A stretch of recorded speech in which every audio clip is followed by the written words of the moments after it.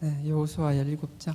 그리고 후찬양 이거 할게요. 이거 악보 좀 키보드용 악보 말고 가사만 있는 거, 딱 내 수준에 맞는 가사 좀 부탁해. 악보. 17장입니다. 아까 읽었죠. 일부 예배 때 하니까 시간이 굉장히 부족하더라고요. 그래서 그냥 제가 이렇게 하겠습니다. 그 지난 기억나시죠? 이제 분기를 뽑는다. 민수기 34장의 말씀대로 각 지파마다 이제 분깃을 뽑아야 됩니다. 제비를 뽑아서 각 지파 땅을 나눠야 되는데 뽑으려고 하는데 갑자기 갈렙이 저요 하면서 손을 들었죠. 손을 들고 나서 여호수아에 그럽니다. 형님, 옛날에 모세가 우리 했던 거 다 알지 않습니까? 그래도 내가 한다 했는데, 저긴 그거 한다 했는데, 그래서 하라고 했죠. 근데 그 헤브론을 했는데 기랏 여아림이란 곳이죠. 근데 거기는 거인 족속이 사는 곳이고 누구도 그곳에 가기 싫어하는 곳. 싫어하는 게 아니라 누구도 가기 무서워하는 곳. 그러니까 사람들이 할 수 있으면 피하고 싶어 하는 곳을 먼저 손을 들고 차지하게 됩니다. 그만큼 쉽지 않은 전쟁이었겠죠. 갈렙은 할 수 있는 최선을 다했고 기랏 여아림 헤브론을 점령했습니다. 그리고 나서 스스로가 이제 한계에 도달하게 되자 더 이상 자기를 내세우는 게 아니라 자기 이렇게 딸을 경품으로 걸어가지고 기랏세벨이라는 중요한 성읍을 또 자기 사위 되잖아요, 결국은요. 그렇게 해서 또 취하게 됩니다. 그래서 남쪽 유다 지역을 점령하게 되죠. 온전히 점령은 못했지만 큰 지역을 차지하게 되었습니다. 그리고 나서 그 다음 차례가 돌아간 게 장자지파권을, 그러니까 12지파가 있었지만 그 장자지파는 요셉지파가 되었잖아요. 요셉 지파가 되었는데 요셉은 두 아들이 있습니다. 에브라임하고 머낫세. 머낫세가 큰 아들, 에브라임이 작은 아들이었음에도 불구하고 손을 바꿔서 해서 작은 아들을 오른손에 얹어서 장자로 삼아 버리죠. 그래서 에브라임이 장자 지파가 되고 머낫세가 이제 둘째가 되는 바뀐 상황이 되었습니다. 하지만 여기 성경에서는 에브라임과 머낫세를 하나로 그냥 요셉 지파라고 얘기하고 있습니다. 그게 요 앞에 이제 16장에 보면요. 15장까지는 쭉 유다 지파가 점령하는 그런 내용이고요. 16장부터 요셉 지파 이야기가 나옵니다. 요셉 지파는 조금 전에 얘기했듯이 에브라임과 머낫세 지파입니다. 4절에 보면 이렇게 합니다. 요셉의 자손 머낫세와 에브라임이, 실질적으로 에브라임 머낫세 지파였지만 이유는 모르겠지만 그래도 이 머낫세 실질적으로, 그러니까 물리적이라는 하여튼 하여튼 큰 아들이잖아요. 그래서 앞에 이름을 적어준 건 나름의 좀 배려인 것 같기도 하고 정확한 이유는 모르겠습니다. 여하튼 에브라임과 머낫세 지파에 대한 얘기가 나오고요. 16장에서는 첫째 이제 장자권을 받은 에브라임 지파에 대해서 쭉 얘기가 나옵니다. 그 경계에 대해서 제비 뽑은 지역이겠죠. 그리고 나서 17장으로 넘어가게 되면 이제 머낫세 지파에 대해서 나옵니다. 머낫세 지파에 대해서 나오는데 머낫세 지파에 대해서는 좀 재밌는 게 나와요. 생뚱맞게 슬로보아신가요? 이름이 한번 볼까요? 3절에 보면요. 헤셀의 아들 길르앗의 손자 마길의 정손 머낫세의 현손 슬로브핫 맞네요. 이 슬로브핫을 얘기하는데 슬로브핫은 아들이 없어요. 딸만 있었어요. 그리고 나서 죽었어요. 그러니까 민수기 27장에 나오는 내용인데요. 사람들이 이제 모세에게 찾아가는 거예요. 그래서 모세한테 손 들어가지고 모세님께 왜 그랬더니만 우리 아버지가 죽었잖아요. 근데 아시다시피 우리 아버지는 아들이 없잖아요. 근데 우리 아버지가 특별하게 죄 지은 것도 아니잖아요. 고라에 반역할 때 거기 참여한 것도 아니고 그냥 있다가 자기적으로 죽었잖아요. 하나님 앞에 그렇게 죄 지은 것도 없고 당연히 아들의 상속권을 받아야 되는데 아들이 없다라는 이유만으로, 딸밖에 없다라는 이유만으로 아버지께서 우리가 상속을 받지 못하면 아버지가 영원히 끝나버린다라는 거죠. 그건 안 됩니다. 우리 딸이지만 우리가 상속을 받아서 아버지의 이름을 읽게 해달라고 요구하게 됩니다. 그래서 모세가 하나님의 음성을 듣고 오케이 그렇게 해라라고 얘기하죠. 그래서 머낫세 지파 같은 경우에는 아들만이 아니라 딸들도 함께 받게 돼요. 그래서 머낫세 지파가 굉장히 크다라고 뒤에 이렇게 설명이 나와 있어요. 다른 데 여러분 12지파 땅 분배라는 걸 검색해 보면 나올 거예요. 상당히 넓어요. 제일 넓어요. 그래서 머낫세 지파에게 땅을 받게 됩니다. 그러면 하나님께서 하나님 모세를 통해서 딸들도 이제 상속을 받아라고 이렇게 정했잖아요. 그러면 딸들도 상속을 받으면 되는데 그대로 그게 딱 고정이 되는 게 아니라 딸들이 상속을 받다 보니까 이 딸이 시집을 가는 일이 생길 거잖아요.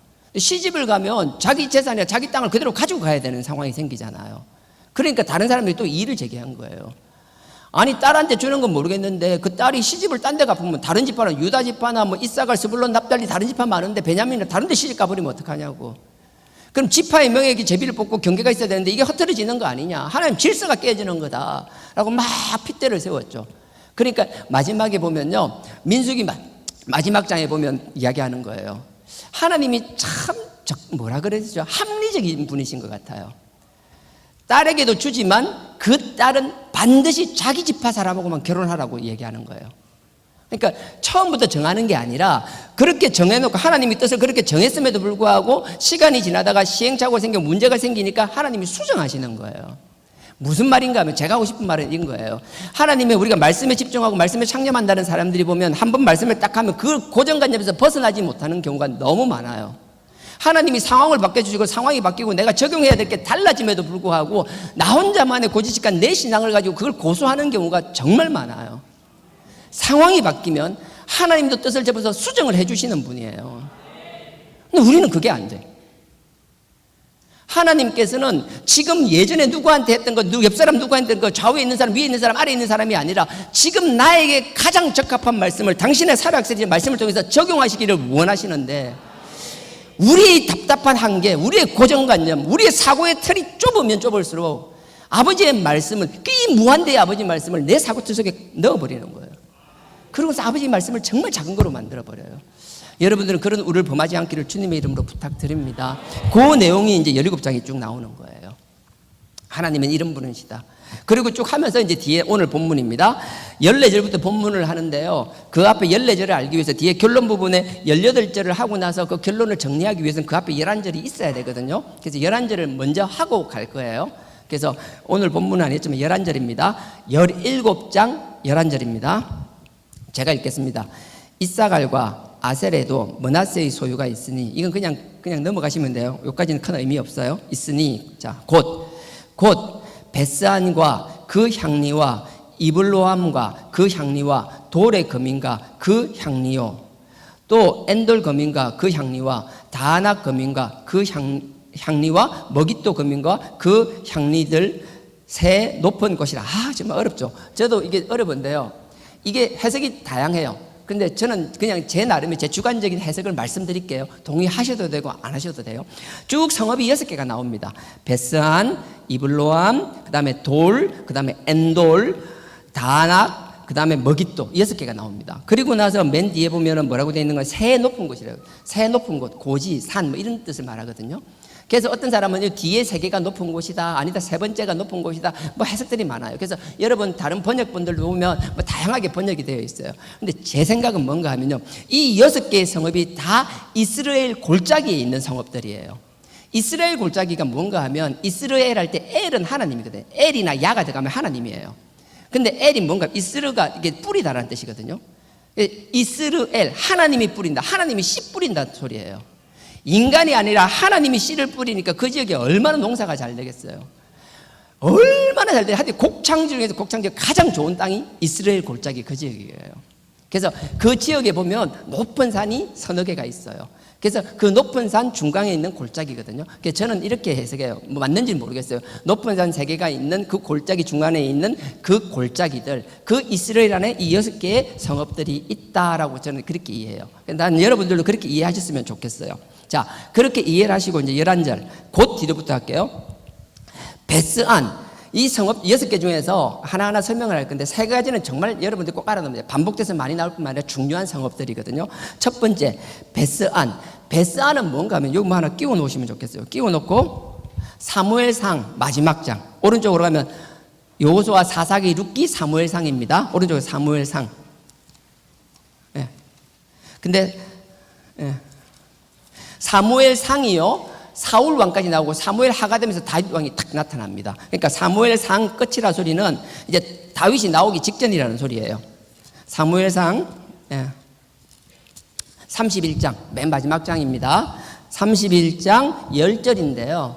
제가 그 앞에 31장 1절부터 설명을 하면서 내가 사무엘상 31장 462페이지입니다. 구약 462페이지.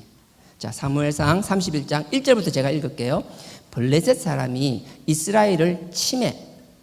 이 무슨 말이에요? 블레셋 사람들이 이스라엘을 공격했다라는 거예요. 유다를 공격한 거예요. 이스라엘을 침해. 이스라엘 사람들이 블레셋 사람 앞에서 도망하여 길보아 산에서 엎드러져 죽으니라. 블레셋하고 이스라엘하고 이렇게 전쟁을 했어요.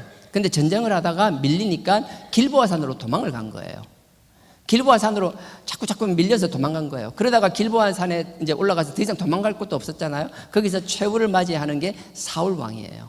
이 길보아 산에서 이스라엘이 이제 대패를 하게 되죠. 그러고 나서 사울 왕도 죽게 됩니다. 그 상황을 이야기하는 거예요. 이런 상황이라는 거 아시고요. 그다음 8절로 넘어갈게요. 8절. 그 이튿날, 그러니까 그 전날이 뭐겠어요? 전쟁을 블레셋하고 이스라엘하고 전쟁을 했는데 막 밀리다 길보아 산까지 밀려갔다가 거기서 죽은 거예요.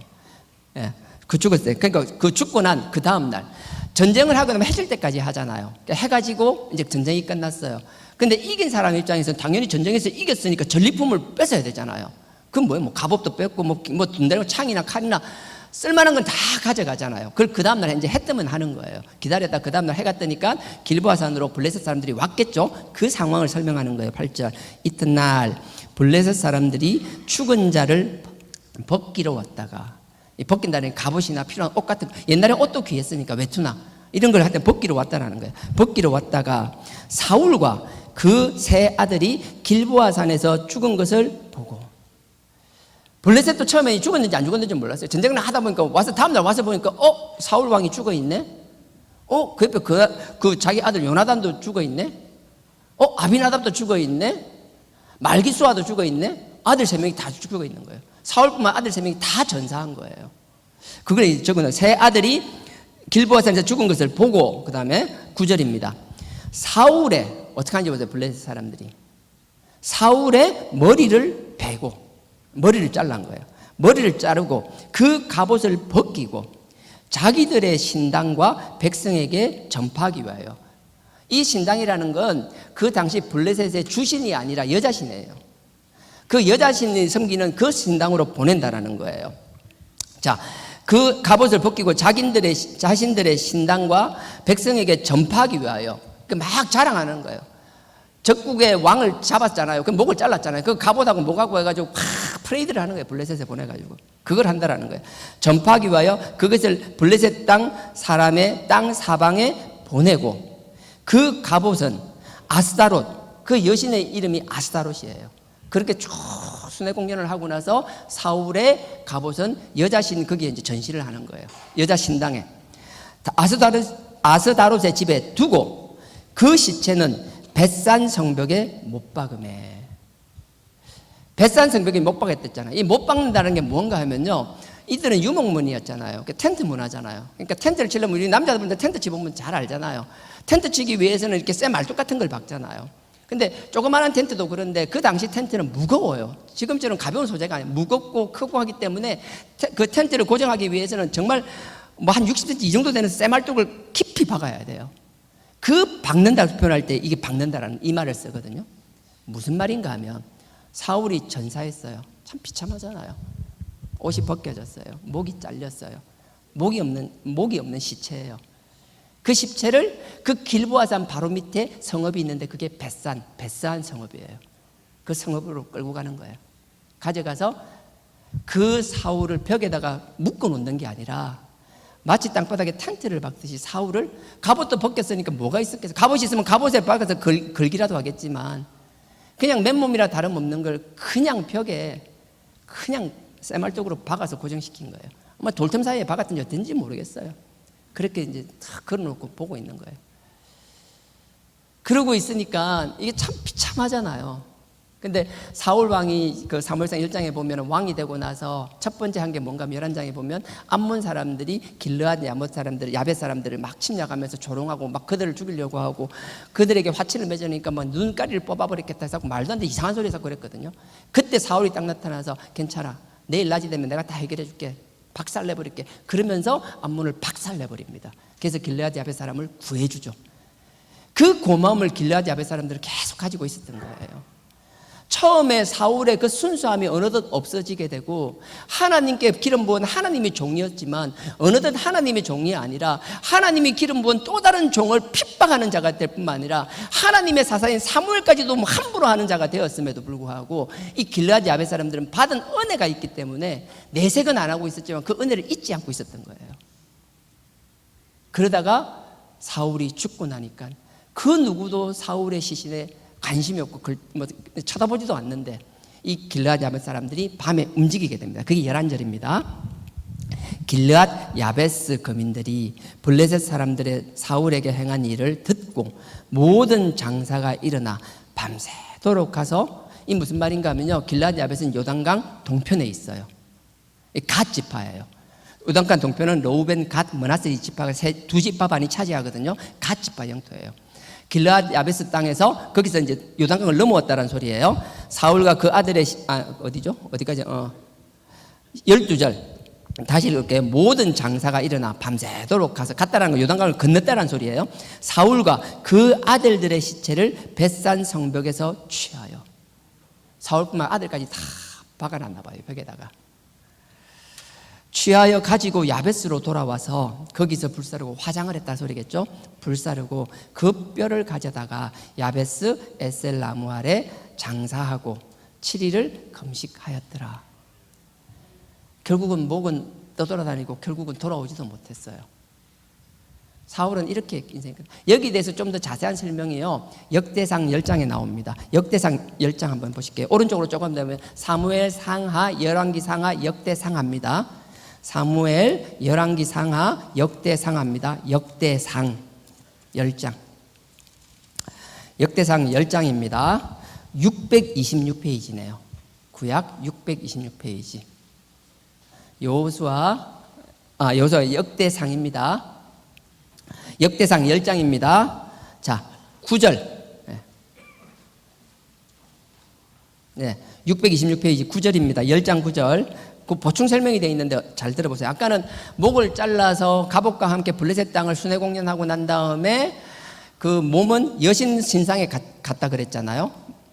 목에 대해서 말이 없었잖아요. 그 보충 설명이 나와요. 자, 9절. 곧 사울을 벗기고 그 머리와 갑옷을 취하고 사람을 블레셋 땅 사방에 보내어 모든 우상과 뭇백성에게 공고하는 거예요. 공표하는 거예요. 광고히 선전하는 거예요. 하나님 여호와를 믿는다는, 하나님이, 그러니까 여호와가 기름 부은 그의 종, 그 이스라엘의 왕을 끌고 와가지고 온갖 자기들이 잡신 그 우상 앞에서 들어보이면서 조롱하는 거예요. 이게 하나님 여호와가 기름 부은 당신의 종이고 그 이스라엘의 왕이 이거다면서 목을 잘라가지고 그걸 그 우상들 앞에서 보여주면서 그들은 얼마나 환호했을까요? 이 조롱은 사울의 조롱이 아니라 하나님이 조롱받는 거였거든요. 강포하게 하고, 그 다음 10절입니다.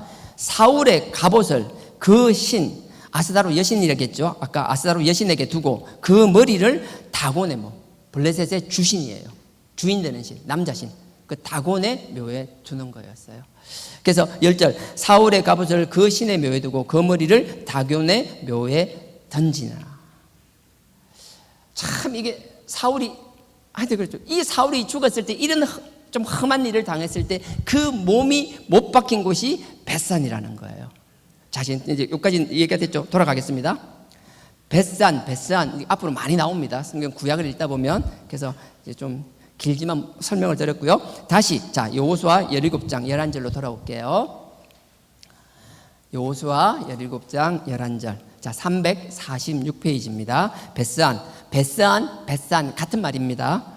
자, 벳산과 그 향리와 두 번째 이블르함이라는 성이 있어요. 이블르함은 이스라엘 골짜기에 있는데 교통의 요충지였어요. 근데 요충지고 특별한 의미는 모르겠고요. 그냥 그 이스라엘 골짜기에 있는 중요한 성읍이며 교통의 요충지다. 그 정도 이해하시면 되고요. 자, 이블르함은 그렇게 넘어가겠습니다. 그 다음에 그 향리와 돌의 거민과, 돌이란 게 또 나요. 돌은 이스라엘 골짜기가 저 지중해까지 연결되거든요. 지중해 바닷가에 있는 마을 이름이 돌이에요. 이 성읍은 어떤가 하면 당시에는 자주색 염색하는 게 정말 귀했거든요. 자주색 색을 내기 위해서는 조개에서 냈는데 그 조개가 이 지역에서 이렇게 채집이 되었나 봐요. 그래서 고대부터 페니키아인들이 내려와서 그 지역에 정착하면서 자주색 옷감이나 원료를 만드는 일로 뛰었고, 그러니까 훌륭한 그 자주색 옷감을 만드는 재료가 있었기 때문에 무역의 중심지가 되기도 했었고, 나름 중요한 지역이에요. 그렇게 경제적으로 중요한 지역이고요. 자, 돌은 그렇게 넘어가겠습니다. 그 다음, 돌의 거민과 그 향리요. 그 다음에 또 엔돌이라고 있잖아요. 엔돌 거민과 그 향리와, 엔돌은요, 여러분들 바로 오른쪽에 여기 뭐 하나 또 끼워 놓으세요. 끼워 놓으시고 사무엘 상으로 가겠습니다. 28장. 여호수아, 사사기, 룻기, 사무엘상입니다. 오른쪽으로 가면 여호수아, 사사기, 룻기, 사무엘상 아까 31장이 끝이었으니까 28장 거의 끝부분이겠죠. 자, 28장에 보면 엔돌이라는 곳이 나오는데, 엔돌은 어떤 곳인가 하면요, 28장 엔돌을 설명하기 위해서 그 앞에 28장 1절부터 제가 설명을 할게요. 보세요. 28장 1절입니다. 구약 457페이지입니다. 자, 그때에 28장 1절에 그때에 이래요. 이 그때가 언젠가 하면 아까 사울과 그 아들이 전사했을 때, 블레셋과 싸움에 죽었을 때 그걸 말하는 거예요. 뒤에 31장에 죽는 게 나오잖아요. 그거 바로 직전이에요. 죽기 직전. 그러니까 블레셋이 그들과 싸우기 위해 전쟁을 준비하고 있을 때를 말하는 거예요. 자, 그때에 블레셋 사람이 이스라엘을 쳐서 싸우려고 군대를 모집한지라. 이스라엘 블레셋 왕이 이제 이스라엘하고 해서 사울 왕 잡아 죽이겠다고 결정을 한 거예요. 그래서 군대를 모은 거예요. 모집한지라 아기스는 블레셋 왕의 이름입니다. 아기스가 다윗에게 이르되, 이때는 다윗이 블레셋으로 망명하고 있을 때예요. 자, 다윗에게 이르되 너는 밝히 알라. 너와 너의 사람들이, 너와 함께 600명의 용사들을 말하겠죠. 600명의 사람들이 나와 나와 함께 나가서 군대에 참가할 것이라. 자, 이제 우리 블레셋이 이스라엘 공격할 거야. 그래서 사울 저거 죽여버릴 거야. 다윗 불러가 얘기하는 거야. 야, 우리 사울 죽이러 가는데 니도 이제 당연히 같이 가야 가는 거지. 니하고 600명 다 전쟁에 참여해야지. 이렇게 말하는 거예요. 근데 다윗이 뭐라고 하는가 하면요, 2절에 보십시오. 다윗이 아기스에게 이르되, 그러면 당신이 종의 행할 바를 아시나이다. 좋아요. 그래, 가면 전 뭐 해야 됩니까? 라고 물어보는 거예요.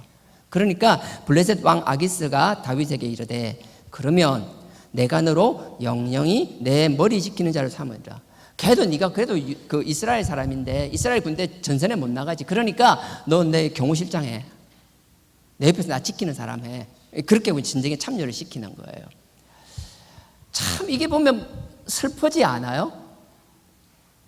블레셋 이방 사람들이 하나님께 기름 붓고 하나님의 자손인 이스라엘을 공격하고 그 사울 왕을 죽이려고 가는데, 하나님의 백성이고 하나님의 기름 부은 자를 죽이러 가는데 다윗이 그 전쟁에 상대편에 참여를 해야 된다는 상황이 정말, 저는 이런 거 볼 때마다 먹먹해요.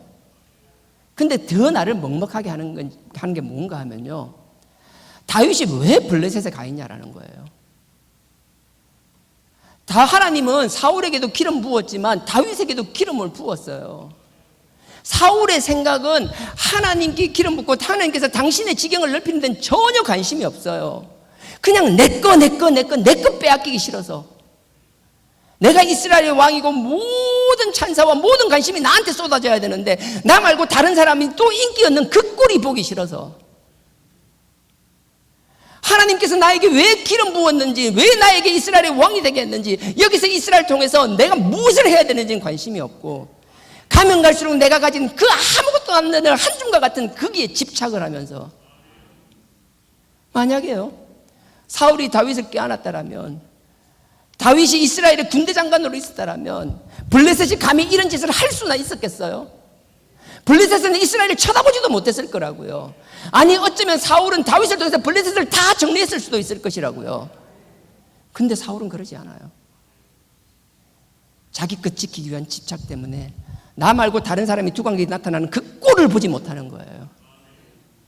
짓밟기 바빴어요. 짓이기기 바빴어요. 심지어 그들을 처참하게 죽이려고 발악을 했어요. 얼마나 잔인해요, 사람이. 앞에 24장에 보십시오. 사무엘상 24장에 보면 엔게디 광야에서 화장실을 일부러 그 굴에 들어왔을 때 겨도 잘랐다 했잖아요.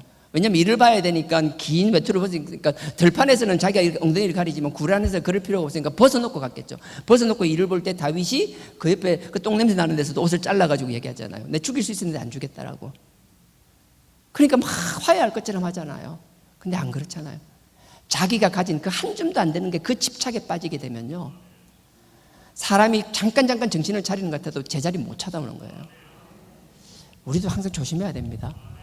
별것 아닌 거 그거 하나 감투 뭐든 간에, 돈이든 뭐든 간에 그거 하나 잡게 되면요, 그것 때문에 하나님이 그걸 왜 나에게 주셨는지, 나를 왜 거기에 세웠는지.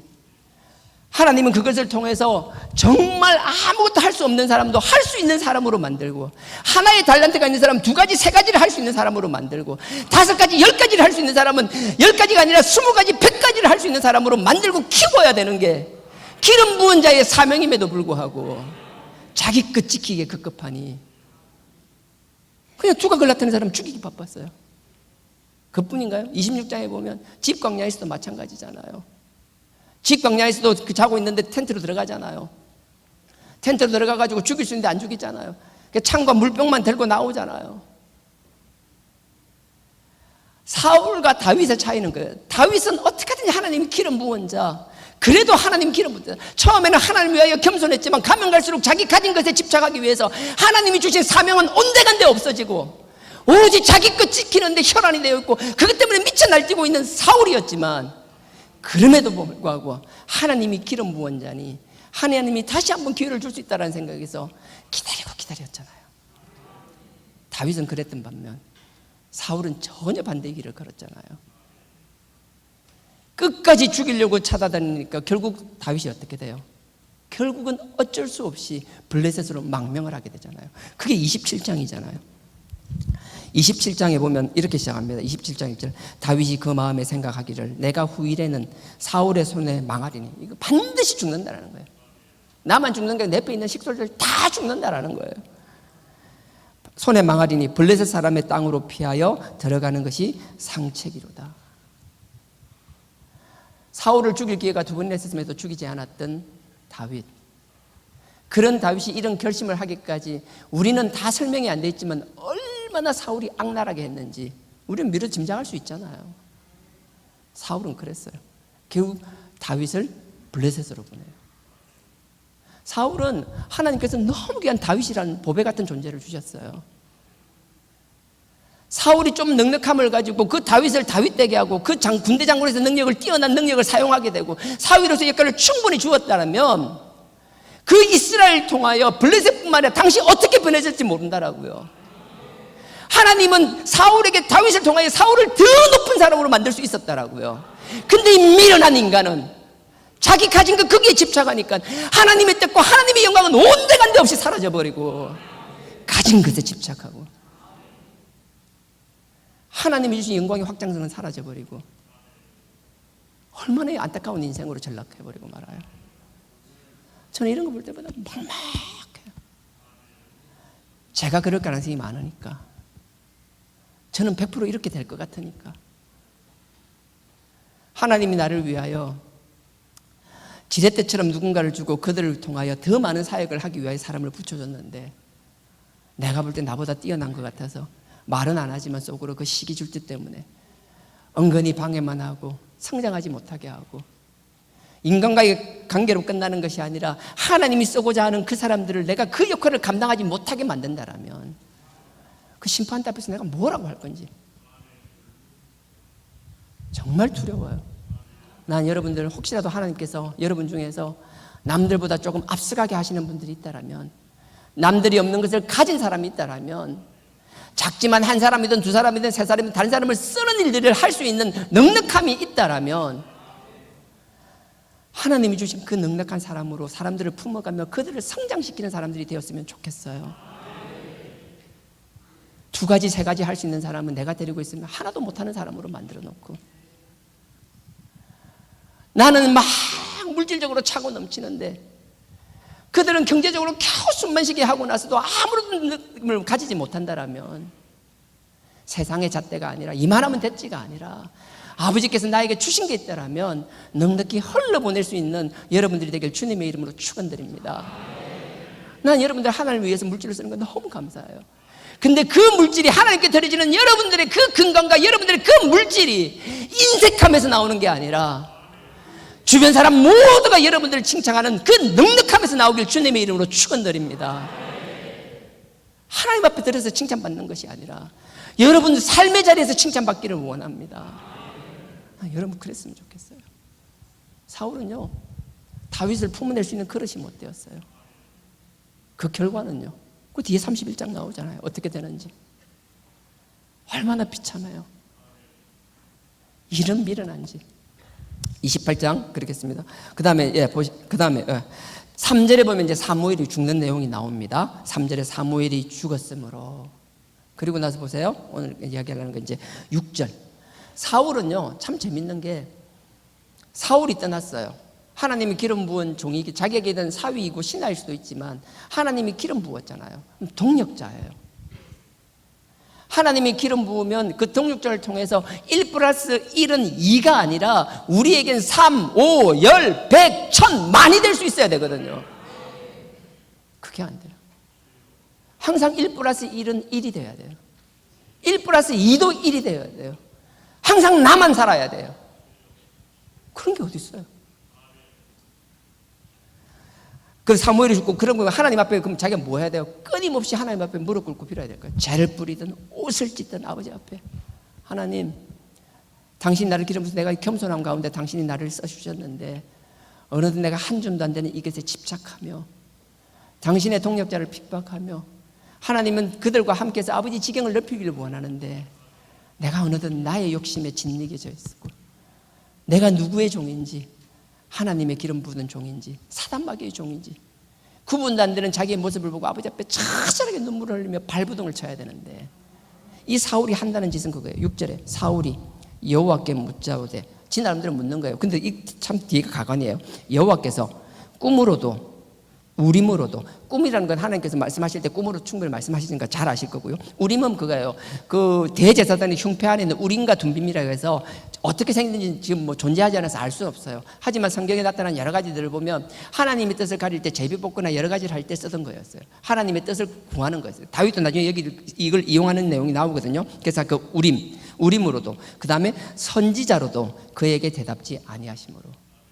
참 재밌죠. 하나님의 음성을 들으려면 하나님 뜻 가운데 가서 하나님의 기름 부은 자나 하나님이 세운 사람들을 인정하고 그 가운데서 하나님의 뜻을 들어야 하는데 사무엘 함부로 대해요. 다윗 죽이려고 눈이 벌게요. 지끝밖에 몰라요. 지끝 조금만 공격당하면 막 그것 때문에 못 참아서 막 입에 막 개그품을 물어요. 막 미친놈처럼 막 그래요. 막 있는데도 막 창을 던져 죽인다라고 막 정신을 못 차리는 짓을 해요. 그러면서 자기 기준에 하나님께 물었다라는 거예요. 뭘? 우리가 하나님 앞에 혹시 기도할 때 그런 거 없어요? 세상적으로 사울과 다른 바 없는 삶은 나의 것 때문에 나의 욕심 때문에 아무것도 막 눈이 뒤집힌 것처럼 하나님 앞에 내 것밖에 누가 내 걸 조금만 건드리면 참지 못해서 막 정오하고 미워하고 별짓 다 하면서 안 그런 척 하면서 막 거룩한 척 하면서 하나님 앞에 기도하니까 하나님 앞에 응답하셔야 된다라고 착각 속에 살아가는 신앙. 아닌 척 하지만 속은 더럽게 짝이 없으면서 뭐가 달라요 사울과? 하나님이 어떻게 응답하세요? 하나님이 무슨 말을 하실 수 있냐라고요. 똑같아요. 그런 일에 부안해동하는 것도 다 똑같은 거고 다 똑같아요. 사울 옆에 얼마나 많은 사람들이요. 하나님의 음성을 듣지 못하게 했어요. 아무 소리도 안 했어요. 사울의 그 서슬퍼런 권력 앞에 눈이 뒤집으면 사위도 막 죽이려고 하는 그 광기 앞에 아무도 찍소리 못하고 결국은 그들은 다 같이 그렇게 끝나는 거예요. 인생이. 7절입니다. 사무엘상 28장 7절. 사울이 그 신하들에게 이르되 나를 위하여 신접한 여인을 찾으라. 이 신접한 여인이 뭔가 하면요, 주술사인데 죽은 영혼을 불러올리는 거예요. 참 가관이지 않아요? 뒤에 보면 설명 나오는데 이거 안 읽을 거예요. 죽은 사무엘을 찾는 거예요. 하나님 앞에 묻고 하나님의 음성을 듣고 하나님 옷을 찢고 죄를 뒤집어쓰고 하나님께 매달려야 되고 처음에 아버지께 나를 기름 부을 때 그 모습에 돌아가려고 하고 아버지 앞에 처절한 반성이 있어야 되는데 없어요. 그렇게 자기가 무시했던 사무엘 찾는 거예요. 죽은 사무엘 끄집어내려고 이 여자 신접한 여인한테 와서 그 하는 거예요. 7절 다시 있습니다. 사울이 그 신하들에게 이르되 나를 위하여 신접한 여인을 찾으라. 말리는 신하도 한 놈도 없어요.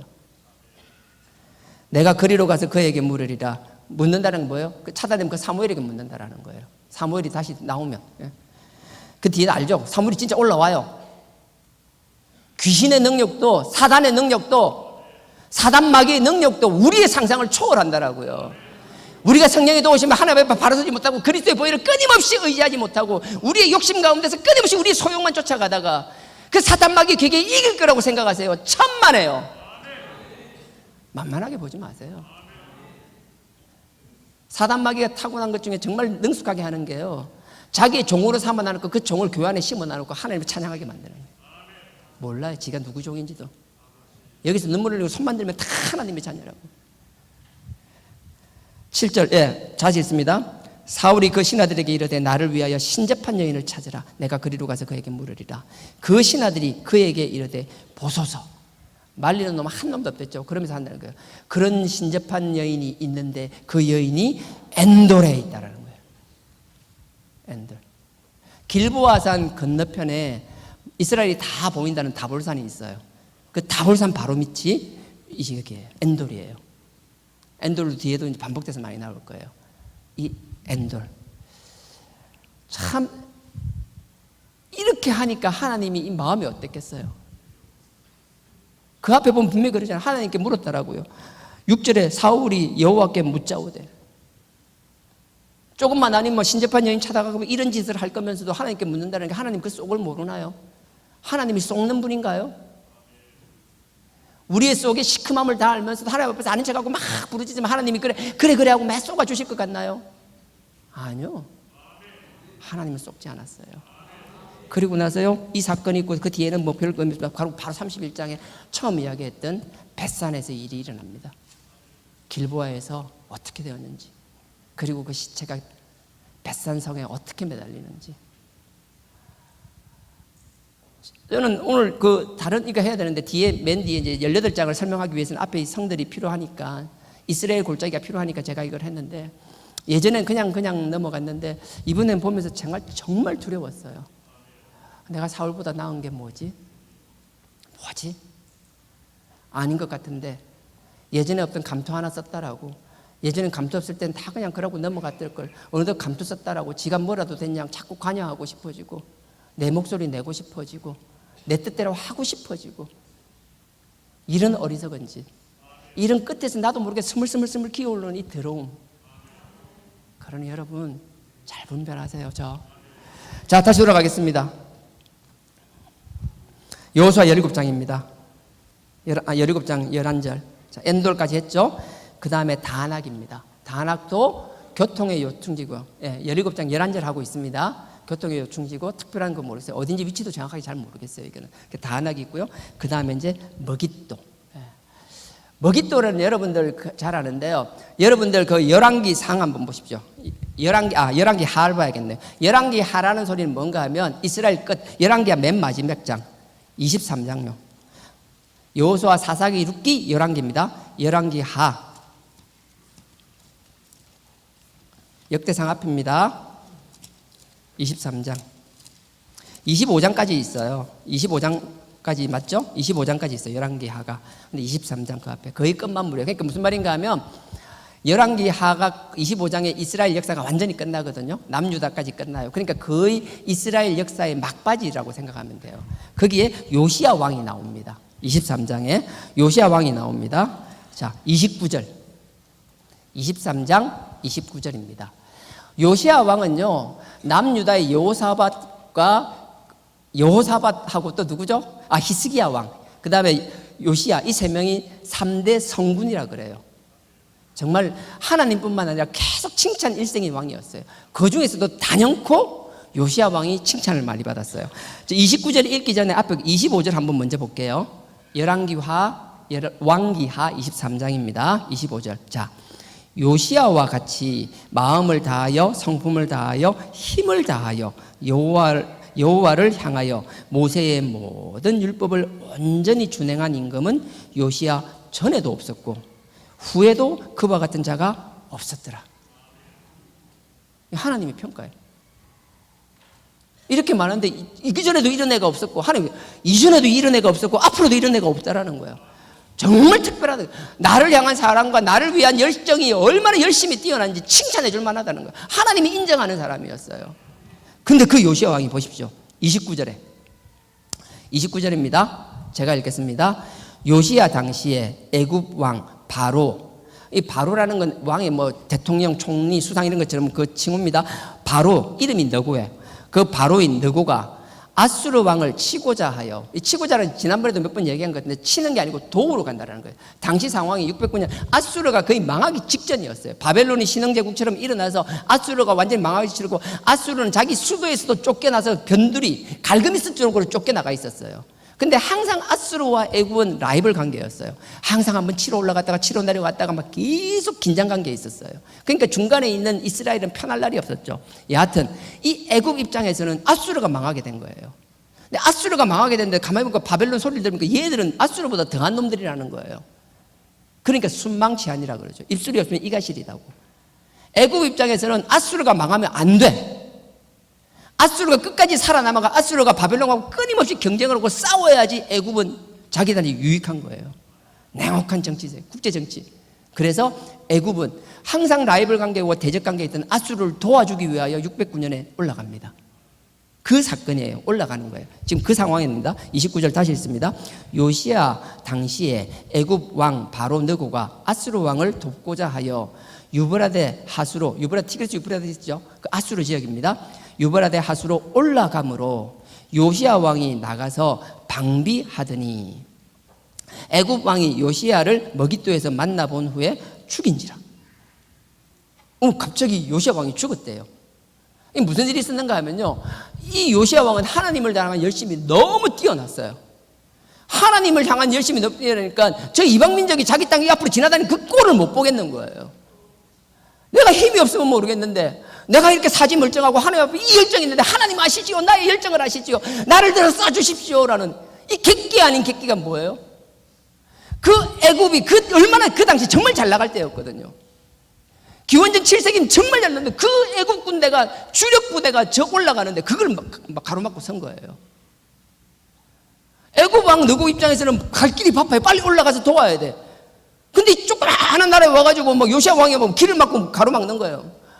가려면 나를 막 내 시체를 밟고 가라, 나를 죽이고 가라. 그러니까 죽게 하면서 죽여버린 거예요. 머나세 거기서 죽어버려요. 보세요. 그 다음 있습니다. 30절 보십시오.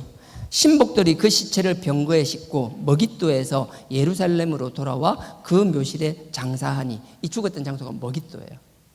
이 머깃도가 여러분들 잘 아는 인생 종말에 꼭 전쟁이 난다라면 돈 때문에 난다라는, 그 갯돈 때문에 난다라는 아마겟돈, 거기가 여기 머깃도예요. 자, 머깃도에서 예루살렘으로 돌아와서 그 묘실에 장사하니 국민이 요시야의 아들 여호아스를 데려다가 저에게 기름 붓고 그 부친을 대신하여 왕으로 삼았더라. 죽고 나니까 자기 아들을 왕으로 삼은 거예요, 여호아스를. 근데 보십시오, 요시야 왕이 뒤에 보충 설명하겠지만 나름의 객기를 부렸어요. 자기는 잘한다는, 우리가 정말 좋죠, 하나님에 대한 열심히 뛰어난 사람, 나름의 하나님에 대한 이 말씀에 대해서 나름대로 통달했다고 착각하는 사람들이 뭔가 하면 자기의 그 깨달음과 자기 안다라는 것 때문에 하나님의 음성을 놓칠 때가 너무 많아요. 근데 하나님의 음성이 꿈으로 나한테 직접 들려주기도 하고 선지자를 통해서 말씀하시기도 하고 이 말씀을 통해서 말씀하기도 하지만 정말 의외의 방법이 뭔가 하면 도저히 받아들일 수 없는 믿지 않는 악한 사람을 통해서도 하나님이 그 입술을 통해서 뜻을 전달할 때도 있다라는 거예요. 근데 우리는 그걸 안 받아들이려고 해요.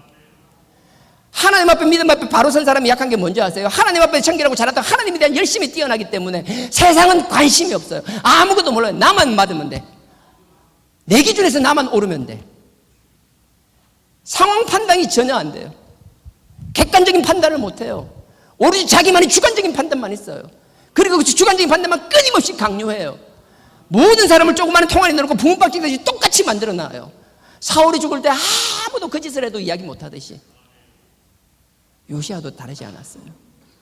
하나님에 대한 열심은 뛰어났지만 하나님이 그 당시 국제정책 가운데서도 당신이 하나님이 원하시는 뜻은 읽지를 못했어요. 그 답답함이 어떻게 나타나는가 보세요. 34절에 보십시오. 바로 느고가 애굽 왕이죠. 요시야의 아들 엘리야김으로 그 아비 요시야를 대신하여 왕을 삼고, 이게 뒤에 쭉 읽고 얘기할게요. 그 이름을 고쳐 여호야김이라 하고, 그 다음에 여호아스가 누구라 그랬죠? 요시야가 죽고 요시야를 대신해서 요시야가 정해놓은 거예요. 내가 그 하면 후임자가 될 왕을 정한 거예요. 그 여호아스가 말하는 거예요. 여호아스는 애굽으로 잡아갔더니 저가 거기서 죽으니라. 요시야 왕은 자기 열정으로 자기 열심으로 자기 막 기준으로 확실한 신념을 가지고 막 하나님에 대해 뜨거운 차고 넘치는 열정으로 가지고 하나님을 위한다라고 자기 혼자 막 입에 막 거품 물고 나가서 막 그랬어요. 지 죽었어요. 근데 자기 죽는 것뿐만 아니라 뭐예요? 자기 다음 왕 요아스 아들도 애굽으로 끌려가서 거기서 죽어버려요. 우리 부모님 세대들 좀 하나님 앞에서 지혜로웠으면 좋겠어요. 정말 별거 아는 것, 정말 아는 것 별 것 없이 아버지의 뜻을 마치 다 아는 양, 다 통달한 양, 그 고집과 그 미련함 때문에 나 하나의 고생으로 끝나는 것이 아니라 우리의 자녀들까지 고생할 수 있다는 거. 하나님을 모르고 뭐 참 아니요. 누구보다도 하나님이 인정하잖아요. 25절에 요시아와 같이 마음을 하나님을 다하여 성품을 다하여 힘을 다하여 여호와를 향하여 모세의 모든 율법을 온전히 준행하며 한 임금은 없었다잖아요. 그 이전도 지금도 앞으로도. 우리가 하나님이 열심히 많은 사람일수록 항상 스스로를 되돌아봐요. 내가 하나님께서 우리의 영광을 위해 주신 이 열방 세상을 바라보며 하나님의 뜻 가운데서 내가 기준을 잡고 있는지, 하나님을 사랑하는 나의 짝사랑이 너무나 차고 넘치기 때문에 하나님의 뜻과 계획은 완전히 사라져버리고 내 기준에서 옳다라는 것만 위하여 내가 달려나가고 있는 건 아닌지, 나의 그 미련함과 나의 고집스러움 때문에 나 하나의 고생으로 끝나는 것이 아니라 나의 자녀들이 고생하고 있는 건 아닌지 돌아볼 수 있는 지혜가 있기를 원합니다. 그걸 돌아보지 못하고 깨달으면 짐승과 뭐가 달라요? 자기 하나 좋자고 나만 좋으면 되는 인생? 천만에 그런 게 어디 있어요? 그러면 혼자 살아야죠. 수도사가 되어야죠. 역대하를 보겠습니다. 역대하도 마지막입니다. 역대하 35장. 여기 내가 보충 설명, 역대하 35장. 저 1부 때도 이것만 하고 본문을 못했는데요. 오늘 이것도 그래. 35장입니다. 36장까지 있습니다. 역대하가. 이 또 마지막 끝자락입니다. 35장 22절. 역대하입니다. 오른쪽으로 조금만 가시면 있습니다. 열왕기상하, 역대상하입니다. 구약 709페이지입니다. 709페이지입니다. 자, 22절을 읽기 전에요. 제가 20절부터 제가 읽을게요. 자, 역대하 35장 20절입니다. 이 모든 일 후에 곧 요시아가 전을 정동하기를 마친 후에 애굽 왕 느고가 유브라데 강가에 갈그미스, 아까 설명드렸죠? 그 참고하시면 됩니다. 갈그미스를 치러 도우로 올라온 고로 요시아가 나가서 방비하였더라. 요시아는 자기 열정으로 자기 기준에서 이건 이래 해야 된다라고 결단을 내리고 그렇게 한 거예요. 근데 하나님은 그 당시 요시아가 조금만 그 당시 국제 상황이나 여러 가지 정세를 봤더라면 하나님 나는 이런 것 같은데 상황이 이렇네요라고 하나님께 물어봤더라면 하나님이 요시아 정도면 대답하셨을 거예요. 자기 기준의 신앙을 너무 잘한다는 특징. 안 물어봐. 지가 잘났다. 지만한 신앙이 없어. 세상 어디에도. 그냥 내 깨달음이 있고 내가 그렇다면 그런 거예요. 하나님께 묻지를 않아요. 상황을 지켜보질 않아요. 내 기준에 옳다면 그거예요. 망구 지 기준. 21절입니다. 느고가, 애굽 왕이죠. 느고가 요시아에게 사자를 보내어 가로되 유다 왕이여, 내가 니하고 무슨 관계가 있는데 내하고 뭐 한 맺힌 거 있냐라는 거예요. 무슨 관계가 있느냐? 내가 오늘날 지금 그대를 치려는 것이 아니요. 야, 내가 지금 니 지금 치러 왔나? 나는 저 위로 간다. 내가 뭐 저 예루살렘으로 가가지고 뭐 그쪽 예루살렘 골짜기나 뭐 헤브론이나 그쪽 산지 너 위쪽으로 올라가라. 아니다. 그리고 바닷가 길 따라 그냥 쭉 간다. 그냥 가만히 있으라는 거예요. 족속을 치려는 것이라 어디죠? 치려는 것이 아니요. 나로 더불어 싸우는 족속을 치라는 거예요. 네 치라는 게 아니고 저 위에 아수르 도우러 간다는 거예요. 바벨론하고 갈그미스 싸울 거야. 상세하게 설명까지 해줘요. 근데 미련한 인간은요, 상세하게 설명을 해줘도 지구준이 확고한 사람은 그게 안 들려. 그래 놔놓고 자기는 모른대. 하나님께서 다양하게 하고 애굽 왕을 통해서도 하나님이 당신의 뜻을, 당신의 음성을 전하는데도 불구하고 이게 신앙 좋다고 막 겁먹던 사람들 같은 경우에는 그걸 듣지도 않고 나에게 들은 기억도 없어요. 하나님 말한 적도 없대. 물어본 적도 없고 지 기준에서 나 이렇게 신앙, 예전에 잘 나갈 때 하나님께 칭찬받았던 그거에 집착해가지고 그냥 옛날에 잘 나갔으니까 지금도 잘 나가는 그 착각 속에서 하나님 뜻은 바뀔 때마다. 아까 민수기 10장하고 민수기 마지막 장도 이야기했잖아요. 슬로보아스의 딸들도 하나님이 그땐 그러지만 상황이 바뀌면 다르게 적용하시잖아요. 우리가 미련해서 바뀌지 못하면서 상황이 안 좋으면 나중에 또 하나님 뭔가 얼마나 잘하는지. 자, 그 다음에 치르는 것이라. 그 다음에 하나님이, 여기 딱 나오잖아요. 하나님이 나에게 명하사 속히 하라 하셨은즉. 이거 내가 하는 게 아니고 하나님이, 누구 하나님이 얘기했다라는 거예요. 하나님이 나와 함께 계시니 그대는 하나님을 거스르지 말라. 니 자꾸 그러다가 니 하나님한테 맞는데, 니 지금 잘났다라고 막 하고 뭐 다 다른 거 하고 뭐 말씀 다 통달한 것처럼 했었는데, 그건 지금 결국 하나님 대적하는 거다. 그럼 우리가 뜨끔하고 놀라고 무릎 꿇고 죄를 부리듯 옷을 찢든지 해야 되잖아요. 근데 신앙 좋다고 지 믿음 좋다라고 딱 그거로만 막 딱 골수 문제가 되면요, 안 들어요. 귀 막고 등 돌려버려요. 요시야가 그래요. 22절 요시야가 몸을 돌이켜 가라는데 안 가고 딱 버팅기는, 안 들어. 그냥 딱 버팅기는 거예요. 그러면서 하는 일을 보십시오. 떠나기를 싫어하고 변장하고, 변당한다는 게 병검술처럼 얼굴 뭐 가면 쓰고 옷 갈아입고 이런 게 아니에요. 이게 70인역에 보면 뭔가 허세 부린다라는 거예요. 강한 척 한다라는 거예요. 실제로 보면 말이 안 되죠. 그 잘 나가던 애국 군대와 7세기 그 애국 제국의 군대와 이 이스라엘의 요시야의 군대는 비교 상대가 아니에요. 근데 나는 하나님의 뜻을 한다고. 누구 하나님이 그 뜻이 아니라는데, 하나님은 그냥 빗길 하는데 지가 막 꾸기면서 하나님 뜻이래. 얼마나 이게 웃긴 짓이에요. 혹시 우리 잘 봐야 돼요. 하나님은 당신의 영광과 하나님의 거룩한 뜻과 하나님의 당신의 지경을 넓히기 위하여 무언가를 계획하고 계시는데, 우리의 정말 아무것도 아닌 우리의 생각과 편견 때문에 하나님의 역사를 가로막고 있는 건 없는지. 우리 개개인도 마찬가지라고요. 여러분들 부부간의 관계도 마찬가지고 자식을 대하는 자세도 마찬가지라고요. 하나님이 여러분 자식과 여러분 가정을 통해서 여러분의 직장 삶의 자리를 통해서 무엇을 역사하시는지를 모르고 내 기준에 내 잣대만 갖다 대는 사람, 미련하기 짝이 없는 사람, 그것 때문에 내가 정말 고생하고 자식까지 고생시키면서도 깨닫지 못하는 사람. 그러면서 하나님에 대한 확신 많은, 요시야처럼 죽을 때까지 그 확신만은 버리지 못하는 사람. 하나님께서 우리 모두에게 지혜를 주시기 원합니다. 깨달음 주시기 원하고 상황에 적응할 수 있는 지혜를 주시기 원합니다. 저는 몰라요. 각자 삶의 자리가 다르잖아요. 지금 수술을 끝내고 회복 중에 있고, 또 수술을 앞두고 있는 사람도 있고, 암 치료 중인 분도 있고, 암도 다양한 종으로 막 관절이 아프고 안 좋고 여러 가지. 그 자녀의 문제 때문에 이 자녀의 지금 상황을 보면 막 어떻게 할 수 없어서 자녀뿐만 아니라 그 가족들이 지금 노심초사하며, 하나님, 아버지 앞에 죄값 받는 건 당연하지만 사람이 그렇잖아요. 그럼에도 불구하고 내 가족이니까 할 수만 있으면, 저는 우리의 무슨 실수를 했느냐가 문제가 아니라 우리가 깨닫고 돌아서면 아버지 그걸 통하여 영광 받으실 뿐만 아니라 더 귀하게 쓸 줄 믿습니다.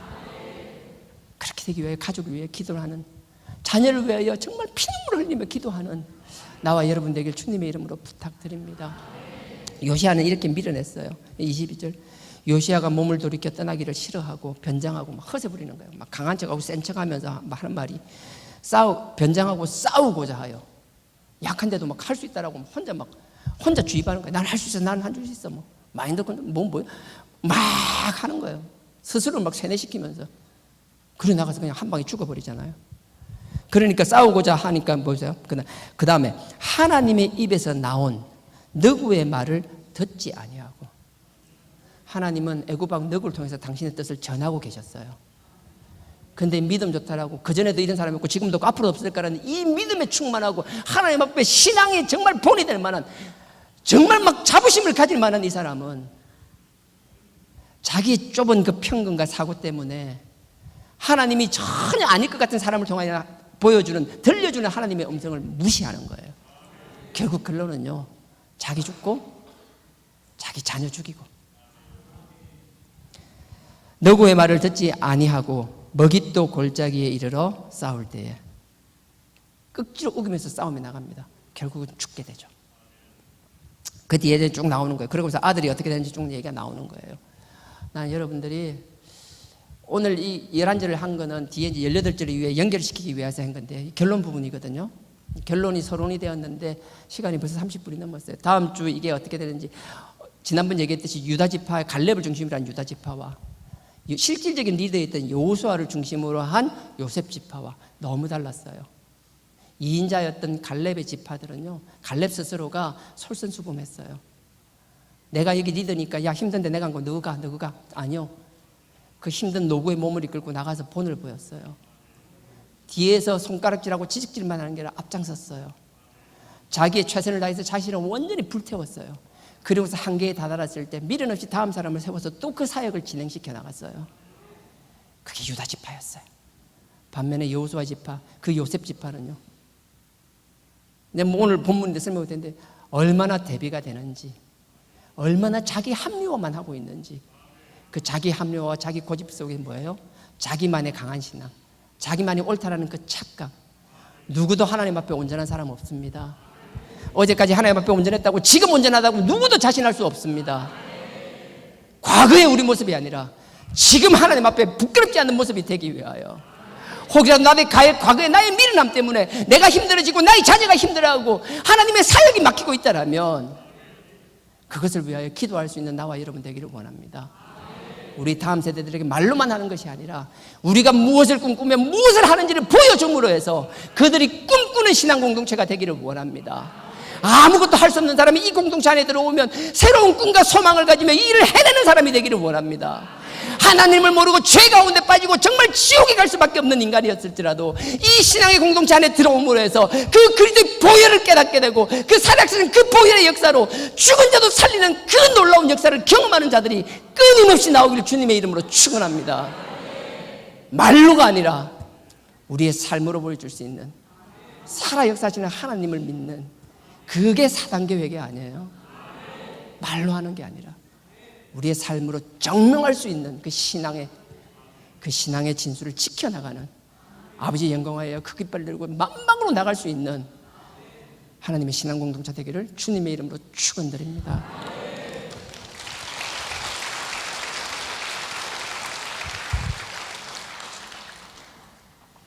후찬양.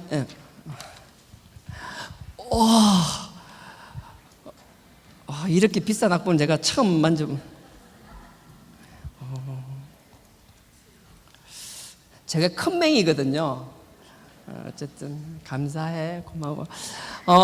보라, 너희는 두려워 말고. 이게 오늘 본문 내용을 했어야 이 가사가 매치가 되는데요. 딴 소리만 잔뜩 해가지고 가사가 그런데 그냥 마찬가지입니다. 결국은 유다 지파는 그렇게 했고 요셉 지파는 끊임없이 핑계만 대고 있습니다. 자기 편한 걸 위해서. 그것도 대놓고 얘기 안 해요. 아주 교묘하게. 하지만 여호수아는 그 핵심을 탁 간파하죠. 잔소리하지 마, 딴소리하지 마, 해. 할 수 있어. 하나님께서 우리에게 요구하시는 건 여러 가지 환경에 핑계대고 주저앉으라는 게 아니에요. 누가 봐도 핑계될 만한 상황이지만 그 핑계에 주눅드는 것이 아니라 그 핑계거리를 넘어서는 하나님의 도우심을 의지하라는 거거든요. 그 하나님의 살아 역사하심, 그 하나님의 오른손의 능력으로 넉넉히 이겨나가는 나와 여러분 되기를 원합니다. 보라, 너희는 두려워 말고, 보라, 너희를 인도한 나를, 너희는 지치지 말고, 보라, 너희를 구원한 나를.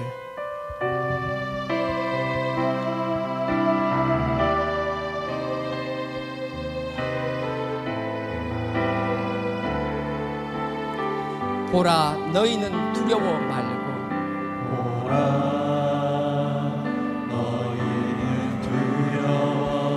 보라, 너희를 인도한 나를, 보라, 너희는 지치지 말고, 보라, 너희를 구원한 나를, 너희를 치던 적은 어디 있느냐? 너희를 억누르던 원수는 어디 있느냐?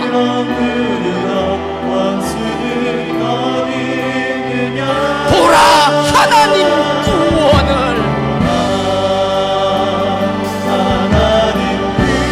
보라, 하나님 능력을, 너희를 위해서 싸우시는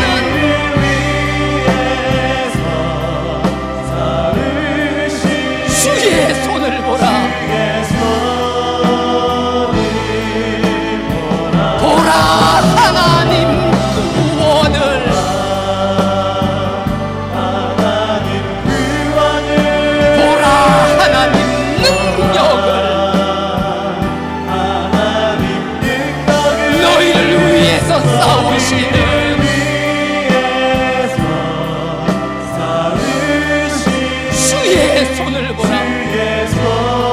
다시 한번 하겠습니다. 보라 너희는 두려워 말고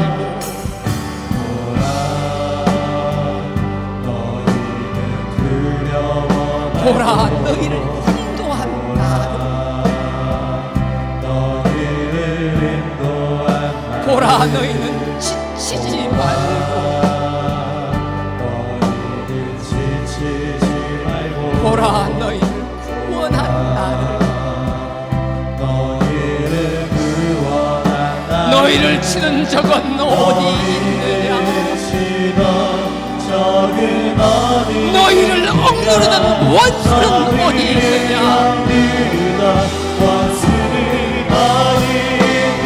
보라 하나님 구원을 보라 하나님 능력을 너희를 위해서 싸우시는 주의 손을 보라 보라 하나님 구원을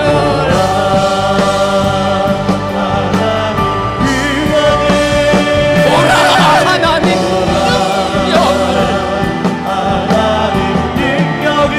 너희를 위해서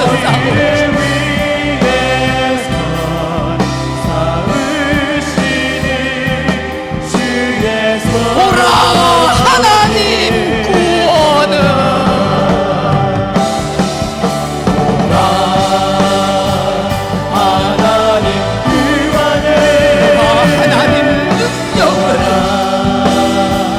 하나님 능력을 너희를 위하여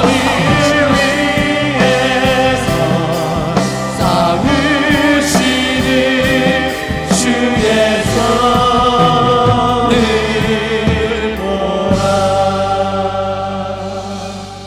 이제 우리 다 같이 기도하기 원합니다.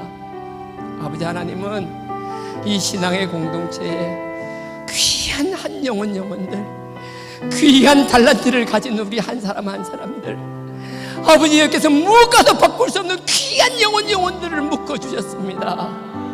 1 더하기 1이 1이 아니라 1 더하기 1이 100, 1000만 아니 무한대가 되게 하는 아버지의 영광과 아버지의 복음을 위하여 열방으로 뻗어나가는 우리의 삶의 자리가 어디든 거기서 주눅 들고 좌절하고 포기하고 엎어져 있는 것이 아니라 그곳에서 아버지의 영광의 깃발을 들 수 있는 자들 되게 하여 달라라고 영적 싸움을 싸우고 이기는 자들 되게 하여 달라라고 아버지께서 오른손을 내셔서 우리의 사탄 마귀의 원수 대적을 물리쳐 주시고 나를 일으켜 세워주시고 나를 사용하여 달라라고 이 시간 다 같이 주의 삼창하고 기도드리시겠습니다.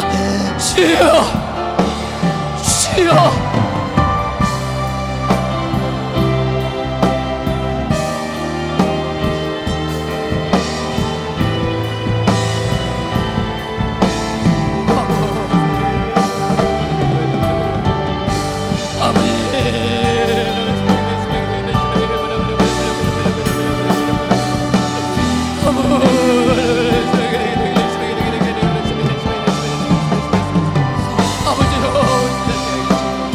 아버지 앞에 우리 주께 그만이 아버지를 생각하는 일이 없도록 아버지 끊임없이 아버지의 성령님이 될 수 있는 자들 되게 하시고 아버지 우리 주가 열리게 하시고 마음이 열리게 하시고 아버지 우리 눈이 열리게 하여 주옵소서. 아버지 안주하는 자가 아니라 아버지 생각지게 되는 자들 되게 하고 아버지 내가 하는 세상에 갇혀 사는 자가 되지 않게 하여 주옵소서. 우리의 다음 세대들을 위하여 우리 아버지가 지나게 하여 주시옵소서. 우리의 자녀와 다음 세대를 위하여 우리의 마음을 활짝 열게 하여 주시옵소서. 아버지 하나님 아버지 하나님 은혜를 주시고 아버지 이 자리에서 아버지 외에 흐르시는 모든 자들 수고하시고 우리 성도님 한 사람 한 사람마다 아버지께서 머리에 아버지 한 사람 한 사람 건강한 상황 속에서 아버지께서 기름 부어주시고 아버지께서 그들의 은혜를 내려주시고 아버지가 세상에 가시고 세상에 사람들을 수고하시고 아버지가 가야 될 것을 아버지 가지 말아야 될 것을 아버지 해야 될 것을 해야 될 것을 하게 하여 아버지 엄청을 주시게 하게 하여 주시옵소서. 보라 하나님 능력을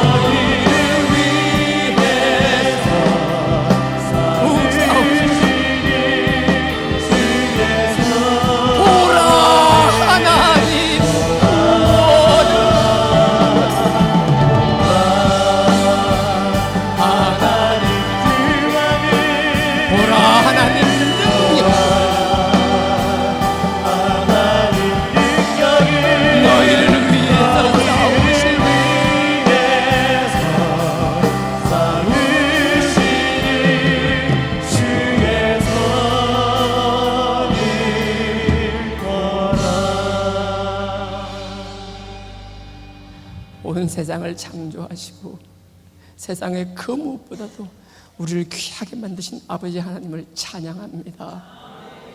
우리 한 사람 한 사람의 존재 가치는 세상의 그 어느 것과도 비교되지 않는 줄 믿습니다. 아버지 하나님, 두려워하지 않게 하여 주시옵소서.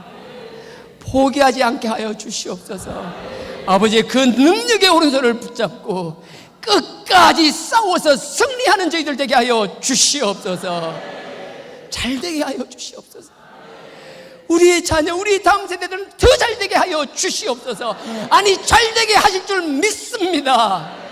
아버지께서 그 약속 반드시 이루어 주시옵소서. 예수님 이름으로 기도드렸사옵나이다. 아멘. 하늘에 계신